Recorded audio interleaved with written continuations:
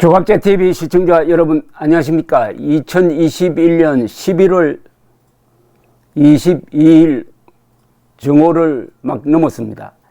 대장동 게이트 사건을 수사해 온 검찰이 오늘 화천대유자산관리 대주주 김만배 씨와 천화동인 4호 소유주 남욱 변호사를 특정경제범죄가중처벌법상 배임, 뇌물공여 등의 혐의로 구속 기소했습니다. 이미 구속되어 있었습니다.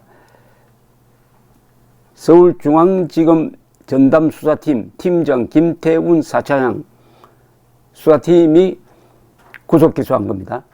천화동인 5호의 소유주이자 수사 초기에 검찰에 녹취록을 제공하는 등 협조한 정영학 회계사도 이들과 배임죄의 공범으로 불구속 기소했습니다. 이들은 유동규 이미 구속 기소되어 있습니다. 배임 등 혐의로 전 성남도시개발공사 기획본부장, 공사 전략사업실장 출신 정민용 변호사, 이 사람은 지금 불구속 상태입니다. 등과 공모하여 화천대유 측에 거액의 이익이 돌아가게 하고 그만큼 공사에 손해를 끼친 혐의를 받고 있습니다. 검찰은 화천대유 천화동인 1호에서 7호가 최소 651억 원가량의 택지 개발 배당 이익과 최소 1176억 원 상당의 시행 이익을 챙기고 공사에는 그만큼의 손해를 끼쳤다고 판단을 했습니다. 지난달 말 분양 완료된 마지막 한 개 블록의 시행 이익까지 산출되면 공사가 입은 손해는 수천억 원에 이를 것으로 검찰은 보고 있다는 겁니다. 김만배 씨는 사업 과정에서 특혜의 대가로 유 전 본부장에게 무려 700억 원의 뇌물을 약속하고 회사 돈 5억 원을 빼돌려 건넨 혐의도 받고 있습니다.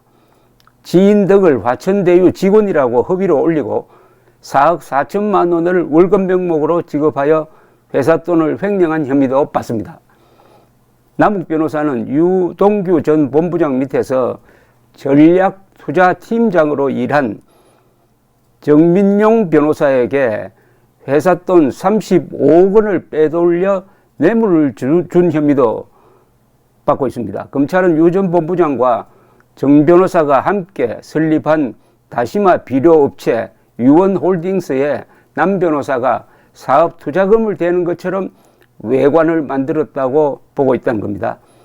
다만 이른바 50억 뇌물설이 떠돌고 있는 50억 뇌물설에 대해서는 이번 기소 대상에서 빠졌다는 건데 이건 추가 수사가 불가피한 부분이죠. 김만배 씨의 1차 구속영장에 포함되었던 곽상도 전 의원의 아들 퇴직금 50억 원과 관련해서도 이번 기소장에서는 빠졌습니다. 그러니까 이것도 수사 미진이라는 뜻입니다. 그러면은 여기 배임 대상은 배임하면은 손해보는 데가 있어야 되는데 그것은 성남도시개발공사가 손해를 봤다 이렇게 됩니다. 성남도시개발공사는 성남시가 운영하는 곳이죠. 그러니까 결국은 성남시에 피해를 끼쳤다 이렇게 되는데 당시 성남시장이 이재명 씨입니다. 그러면은 이재명 씨에 대한 수사는 이 정도로 밝혀놓고 안 할 수가 있느냐? 안 할 수가 없죠. 성남도시개발공사에 피해를 끼쳤다는 것은 성남시에 피해를 끼쳤다는 것이고 그 성남시장이 이재명 씨였고 이재명 씨가 유동규 등등 이런 사람들과 연결이 되어 가지고 성남시 즉 성남 시민들에게 어마어마한 피해를 끼치는 이 사업을 본인이 설계 감독했다는 것이 본인의 입에서 나온 마당에 여기서 수사를 덮을 수가 있느냐 하는 이제 큰 문제가 생겼습니다.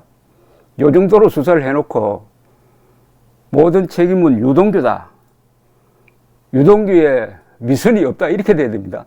여기서 선을 끊으려면 모든 거는 유동규, 김만배, 남욱, 여기 이름 나오는 사람 정민용 이런 사람들이 다 짜고 한 거다. 그러면은 이재명은 몰랐다, 바보였다, 무능하다 이렇게 되든지, 사실은 이재명과 다 연결이 되고 여기에 대해서는 금전관계를 포함해서 별도 수사가 꼭 있어야 한다. 그런데 하지 않고 있다. 검찰의 고민은 이제 중간 수사 결과를 발표를 해야 됩니다. 이렇게 했으니까 수사를 앞으로 어떻게 할 것이냐를 발표를 해야 돼요. 발표를 할 때 이재명에 대해서 어떻게 언급하느냐. 이런 모든 정황으로 보면은 이재명은 이 배임 혐의의 공범일 수밖에 없습니다.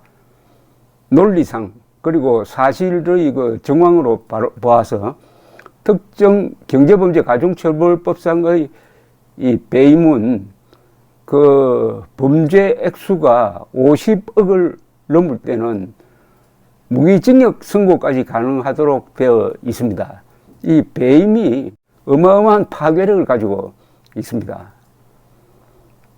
이제 검찰의 선택이 남았습니다. 검찰이 여기서 이것은 선거에 영향을 주니까 우리는 여기서 일단 중단하겠다라고 선언을 할 건지 계속 수사를 하겠다고 할 것인지, 어찌되었든 이재명과 관련된 부분에 대한 결정을 해야 합니다. 그 다음은 어떻게 될 거냐. 지금까지 굴러왔던 대로 이 사건을 여기까지 몰고 온 것은 기자들입니다. 언론의 맹렬한 경쟁적 특종 경쟁이죠. 보도가 국민들을 화를 내게 만들고, 그래서 국민들의 압도적 다수가 이건 특검해야 된다고 하고 이재명까지도 특검하겠다고 하는 이런 마당으로 몰고 온 것은 대단한 우리 언론의 말하자면 승리입니다. 그런데 아무리 언론이 보도를 해도 결국은 법적 구성이 되어야 합니다.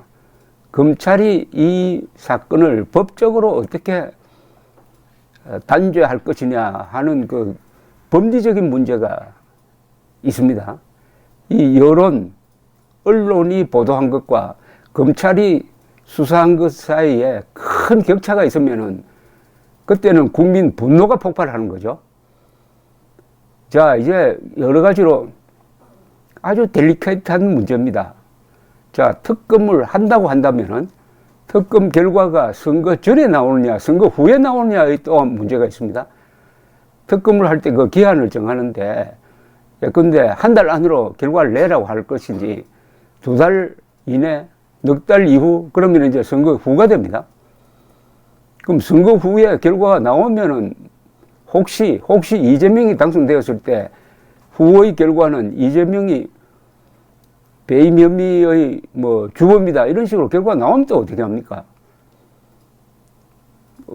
지금 이 사건은 이번 오는 3월 9일 선거를 결정하는 사건입니다. 수사가 선거 결과를 결정할 수 있는 그런 어마어마한 무게를 가진 수사인데, 일단 배임 혐의로 유동규, 김만배, 남욱 세 사람이 구속 기소되었다 하는 이 팩트의 무게는 어마어마합니다. 여기서 덮을 수는 없다. 그 위로 올라가야 한다. 그 위로 올라가면 선거판이 뒤집어질 정도의 충격이다.